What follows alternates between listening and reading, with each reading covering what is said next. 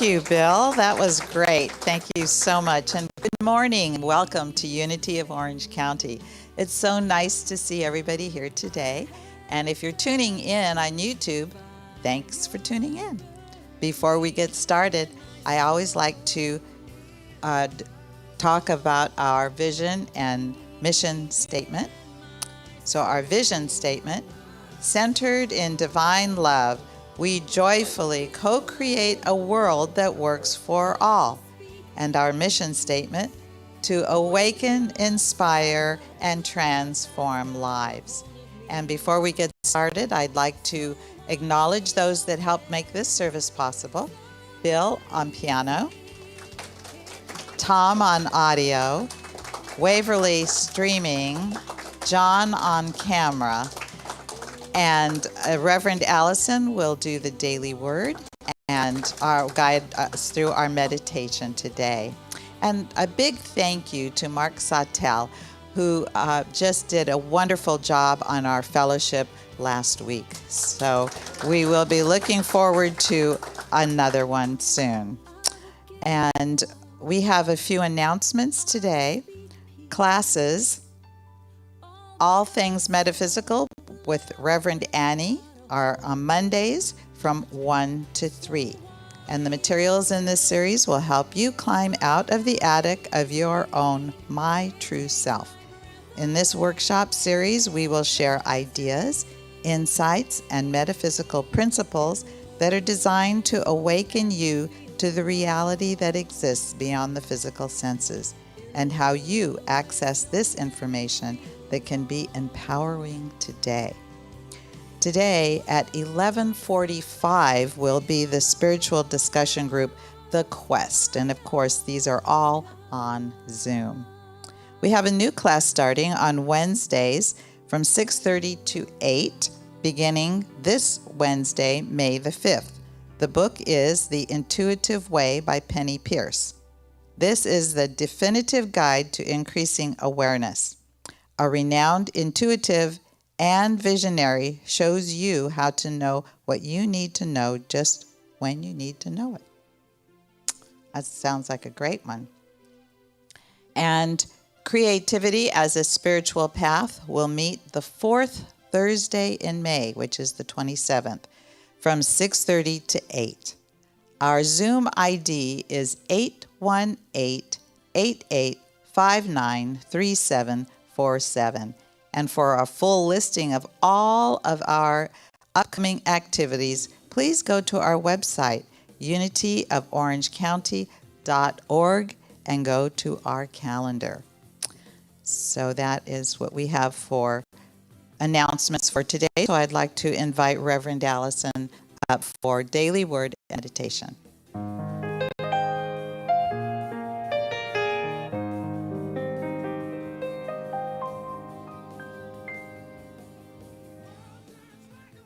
Good morning. The daily word for today, May 2nd, 2021, grace. The grace of God is alive in me. I don't need to do anything to earn or deserve the grace of God because it is always present and is mine to claim in any situation. Grace dawns in my awareness as soon as I move beyond the limits of my human understanding. I let go and I let the peace, love, wisdom, and strength of God fill me, lift me, and guide me. In both the challenging and the ordinary moments of my life, the grace I give and the grace I receive keep the awareness of God in my heart. During a tough conversation, a thought comes to mind that helps me reestablish harmony. As I mull an important decision, a fresh insight clarifies my thinking. Feeling overwhelmed with my to-do list, I feel renewed energy and move forward with strength and guidance and enthusiasm. And in these moments and more, I discover grace anew. And scripture today is John 1, chapter 16. From his fullness we have all received grace upon grace. And now I invite you to get ready for our meditation. Find a comfortable place, preferably with your feet on the floor. And just close your eyes and begin your breathing. And center your awareness then in that breathing as you breathe in and out.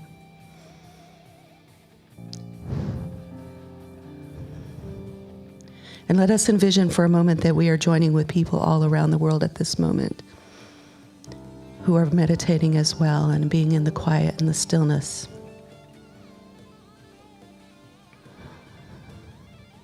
Because we take a moment and we recognize that we are all one. So we can rejoice in that power and that presence that is within each and every one of us.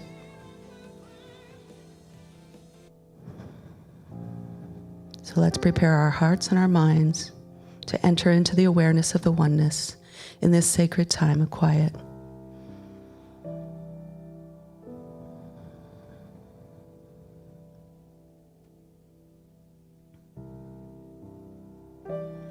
Let's begin by releasing any thoughts about our busyness in our life. Let go of any activity that you've been involved in. And just for this moment, right here and right now, be fully present.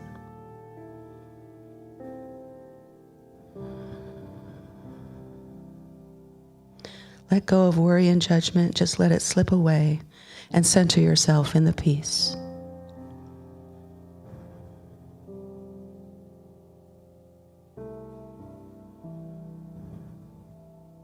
As we do so, we become more relaxed and we are soothed by the powerful presence of peace which is flowing through us now. So let's take a moment to experience that peace in the silence.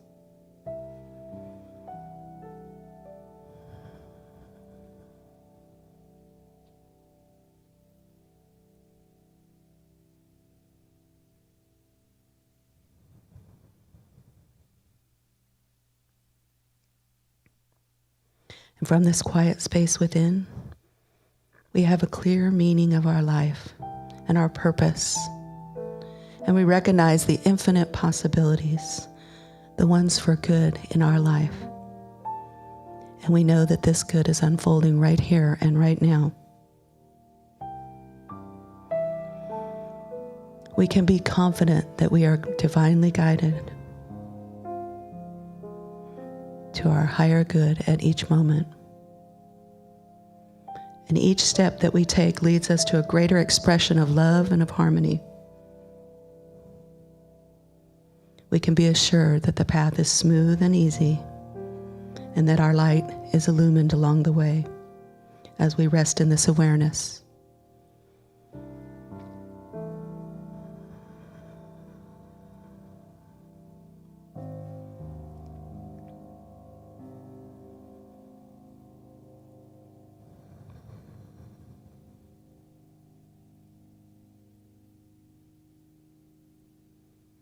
Let us take a moment and recognize the body temple and know that we need to care for this temple with love and respect. We allow the divine intelligence to bring forth healing and vitality. And as we take a moment then to affirm that wholeness and perfect health, every part of our body is filled with energy and thoughts of renewal. And every cell of my being is renewed in this moment.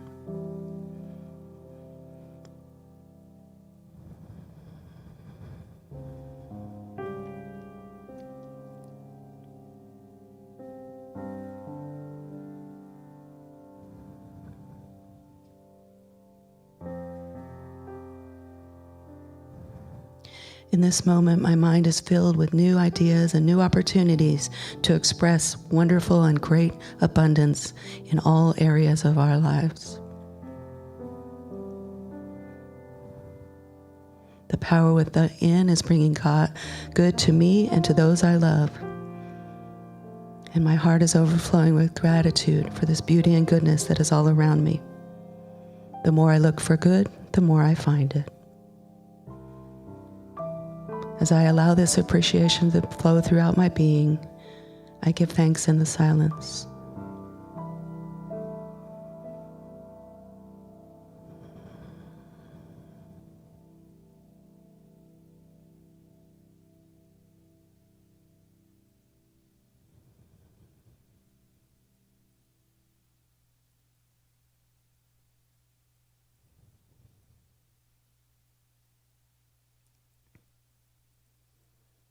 We have taken this time to go within, and it has renewed and filled us with peace.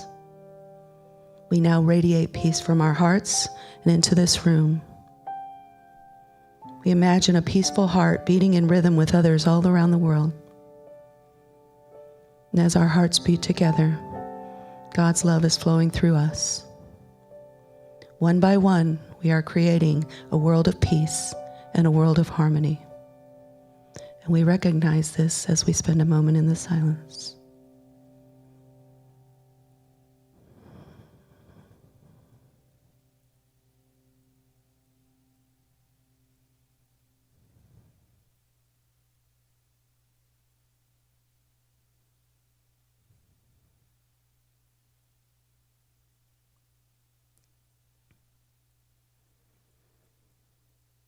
And now as we slowly begin to return our awareness back to our physical surroundings, we know that when we leave this place, we carry the presence of God within us.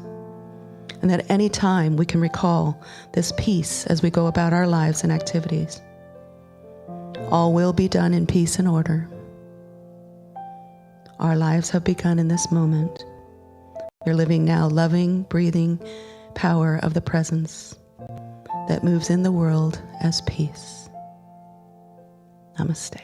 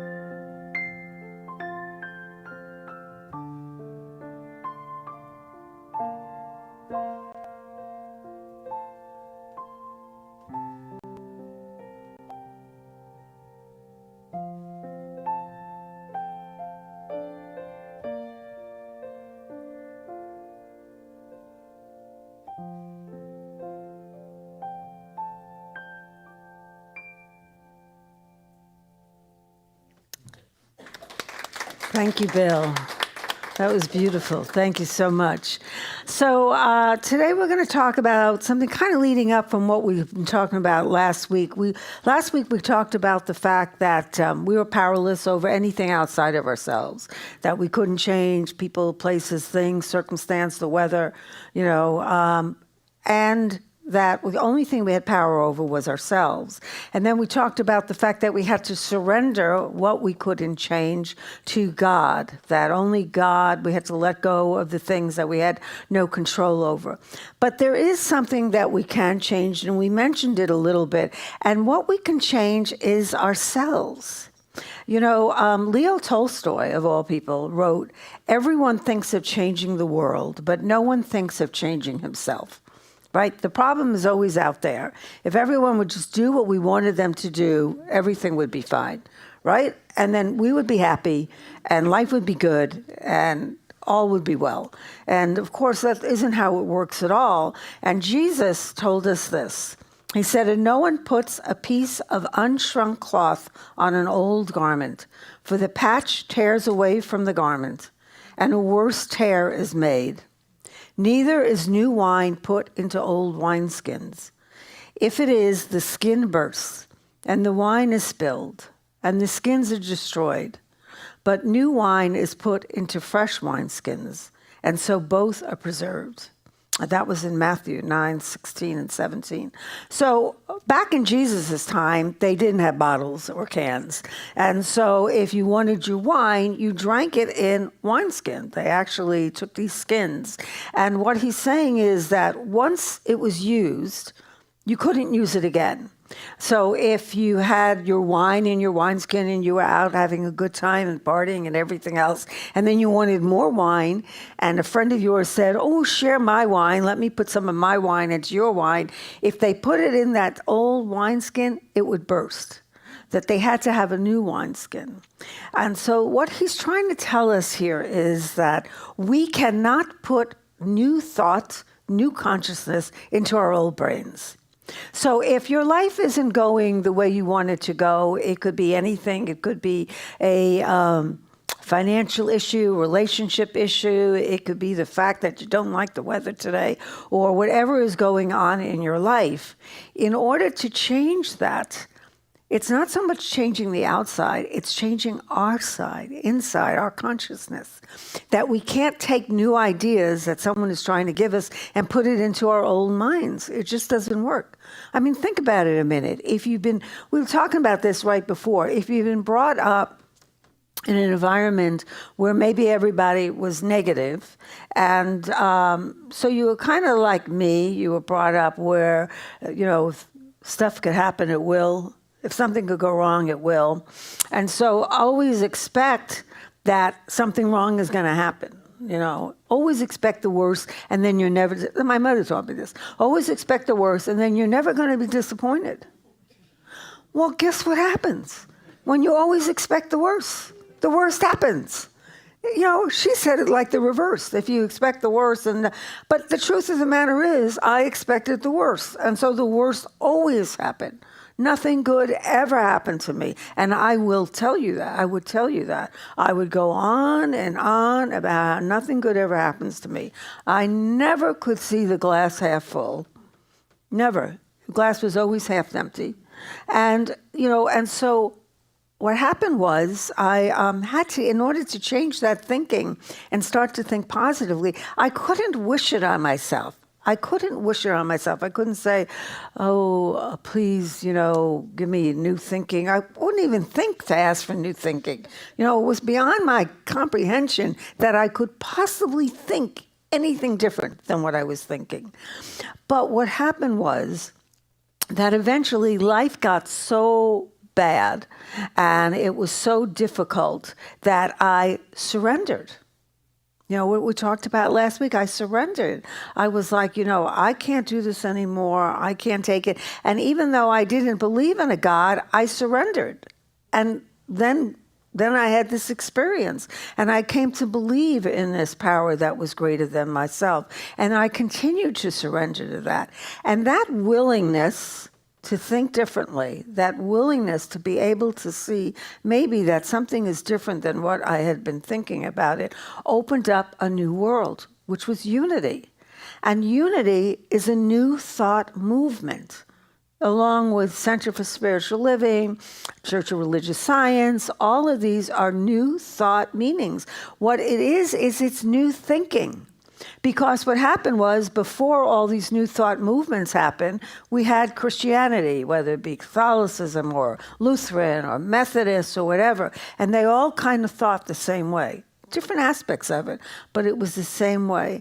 And then all of a sudden, this new idea comes into being that maybe we just could make a difference in our own world by thinking differently. Wow, what a conception. I can change my world by changing the way I think? You mean I don't have to go and say 20 Hail Marys, or I don't have to starve during, Yom Kippur because, to get rid of my sins. I don't have to do all this. All that I have to do is to change the way I think, to introduce into my life some new ideas. And when these ideas are introduced into my life, something happens. The world doesn't change, but I change. And when I change, I look at the world differently. And all of a sudden, everything that bad can happen doesn't happen in my life. And all of a sudden, things are happening, and I'm going, wow, how did that happen? How did I just needed this, and then all of a sudden that appeared? Or maybe I was introduced to someone who introduced some new ideas to me.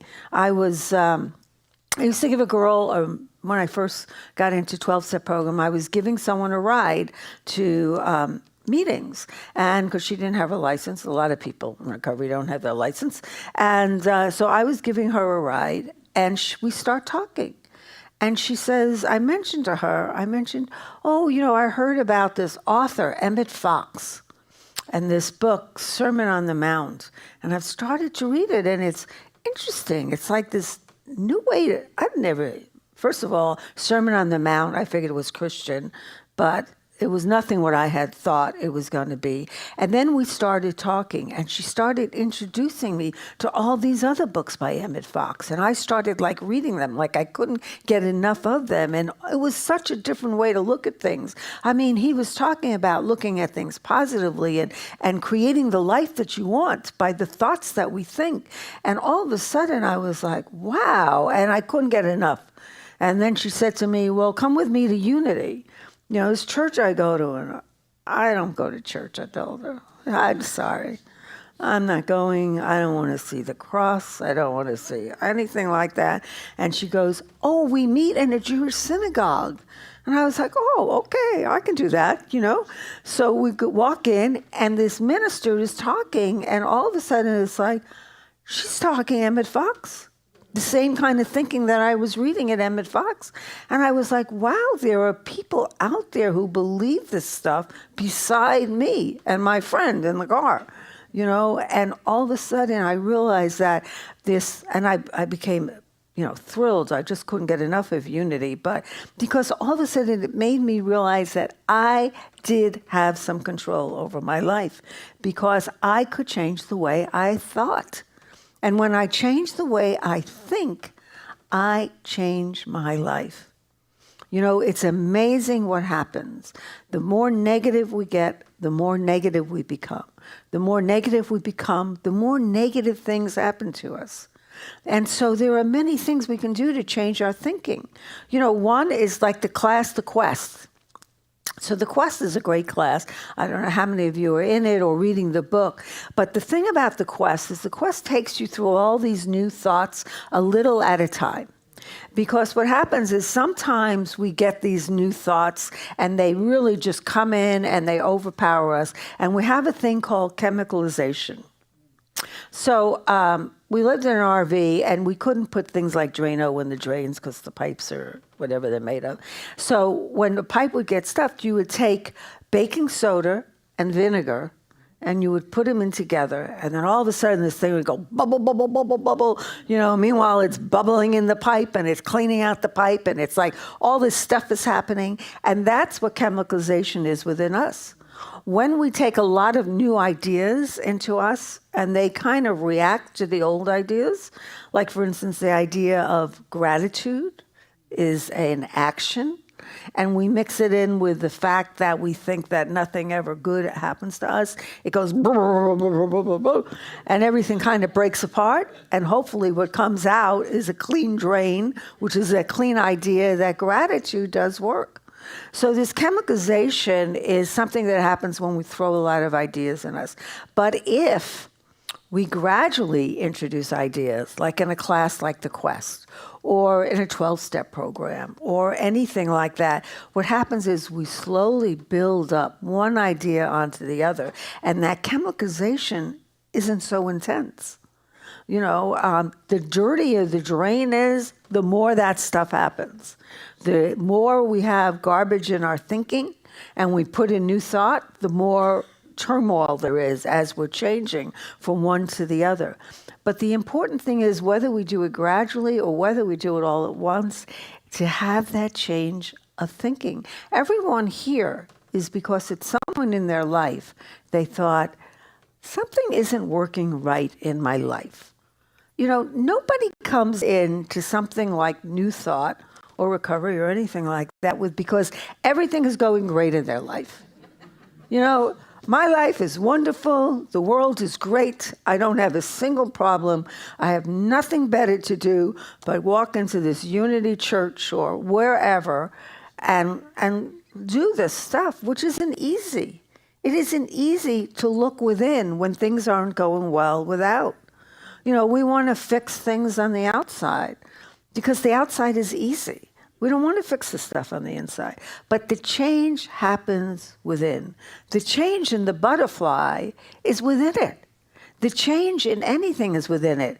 And sometimes we have to go within to find that. So in the quest, they use an example of something about putting, the seeds. They put the seeds in the bag and they kept it in the dark and then it develops. Well, when I was living in Kansas City, when I was in school, I was growing wheatgrass. So I don't know if you know anything about wheatgrass or sprouts or anything like that, but it's in a cold climate. You know, it's Kansas City, it's wintertime, but we had a basement, it was an old house, and I used to sprout my wheatgrass in this dark basement and keep it covered and all of that. And the secret to wheatgrass is keeping it in that dark and letting it do all that internal work. Within the seed is the grass. Within the seed is what we're looking for. Within the seed of us is what we're looking for. Those new ideas, that new thought, that new way of looking at something, instead of looking at it negatively, looking at it positively. And so we have to go within. We have to go within. We have to spend time in prayer and in meditation. We have to be doing things that work on the inside of us. And maybe people can't see that stuff, but we're working on it. And so one thing we can do is gratitude. You know, gratitude is such a positive thing. We have that gratitude circle here that meets once a month.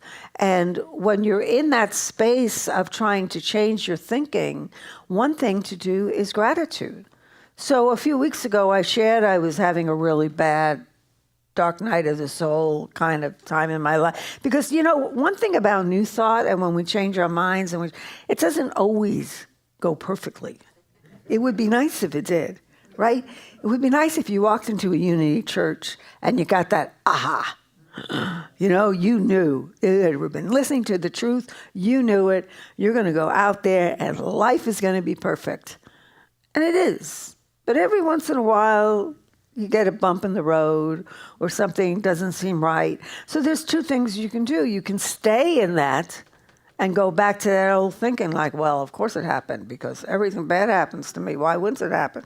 Or you can see like what you have to be grateful for.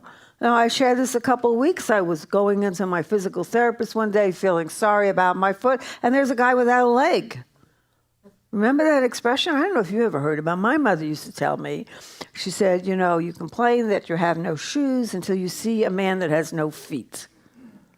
And that's what gratitude does. Gratitude reminds us of what we have instead of looking at what we don't have. That is New Thought. That is the way we change our minds, is we look for other ways to think. And we don't allow ourselves to get too far in that old thinking because that wineskin is stretching when trying to put stuff in that old thing and it's going to burst. And burst means we start to have big problems. So Mother Teresa said, I alone cannot change the world, but I can cast a stone across the waters to create many ripples. You see, the way we change the world, our world, is we change our thinking. We can't change the world out there. We can only change the way we see the world, the way we react to the world, the way we think inside of us. Folks, the answer is not out there. I know I've been looking all my life. I have to tell you, I made I should have gotten a doctorate in studying things on the outside that might make me feel better. If there was anything at all out there that someone said might make me feel better, I've tried it. And I've tried it more than once. And I'm telling you, it doesn't work. It doesn't work. The money, houses, relationships, jobs, changing all that stuff on the outside doesn't work. It only works when we start working on changing ourselves. So if you want a different life, you have to think differently. If you want a different life, you can't work on your life, you have to work on your minds. You have to change the way you think, because that is where the growth is. That is where the change is. That is where all of the wonderful things you want to see in your life happen. And if something happens that isn't wonderful, guess what? If you change your mind, you look at it differently. It doesn't mean it's not happening. It just means you're not letting it, send you off to bed for the next 6 months with the door locked and the windows drawn because this terrible thing happened. You find a way to accept it. You find a way to look at it differently. And maybe you find a way to react to it differently. And then your world really starts changing. And it starts changing faster and faster. And you begin to see all the gifts that happen in this. So we have to remember that we need to work on changing ourselves. If you're in a relationship that's not working, don't try and change the other person. It doesn't work. Because if you figured out how to make it work, let me know. Because we're going to write a book together and make a lot of money. I can only change myself in that relationship. I'm the only person in the relationship that I can change. And what happens is when I change, the other person changes.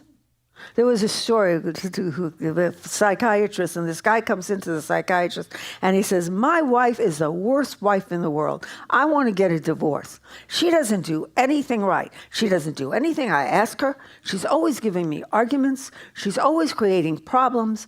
I'm going to get a divorce. And the psychiatrist goes, well, that's good. That's a good idea. If she's that bad, you probably should divorce her. But I'll tell you what, before you divorce her, why not do something really nasty? And what you do is you start treating her really well. No matter what she does to you, you treat her well. You tell her you love her. You send her flowers. You do things for her. You're going to drive her crazy if you do that. I guarantee you. So the guy thinks, oh, this is good. This is a good way to get back to my wife. So he goes home and he starts doing that. He starts really treating this wife great, talking to her nice and doing all kinds of stuff. And then some weeks pass and he goes back into the psychiatrist's office and the psychiatrist says, so, did you get a divorce? And he said, divorce? Why would I get a divorce? I am married to the best woman in the whole world. She's the most fabulous wife. Why would I divorce her? Well, what happened? The wife didn't change, right? So we have to do that ourselves. So close your eyes for a moment. And think about something going on in your life that may not be perfect.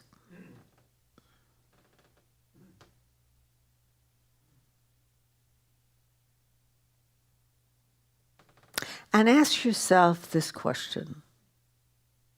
What can I do differently? How can I see this differently? How can I react differently? What can I do to help me on this path, whether it be a class or a program? Who are people that will aid me along this way? Who will be a good ally in these changes? But most of all, ask God this. What in my consciousness, what in my thinking do I need to change? Maybe it's an assumption.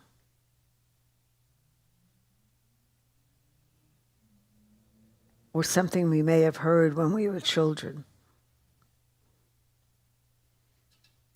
But know this, God has planted a seed within us.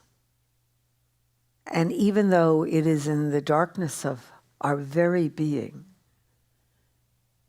It is a seed that grows and nurtures us and helps us develop into all that we were created to be. But we have to give that seed the nourishment of consciousness to know that all things are possible with God and through us.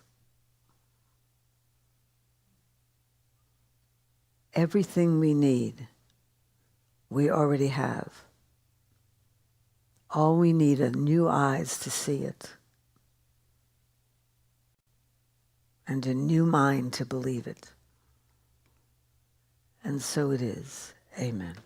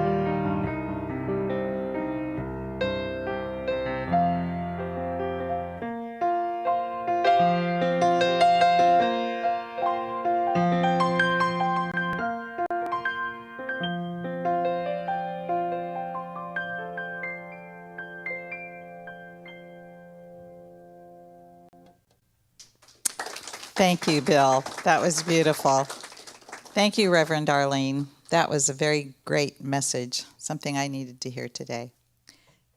At Unity, we believe in 5 basic principles. And our first one is, God is all good and active in everything, everywhere. 2, I am naturally good because God's divinity is in me and in everyone. 3, I create my experiences by what I choose to think and what I feel and believe. 4, through affirmative prayer and meditation, I connect with God and bring out the good in my life. And 5, I do and give my best by living the truth that I know I make a difference. And we also believe in the principle of giving and receiving. And here at Unity of Orange County, we have several ways that you can give. And one of them is, of course, that you could mail in your check. And also, if you like, we have our donation box right outside as you're leaving. And you could go to our website at that www.unityoforangecounty.org, and we will have a donate button there where you can donate as well.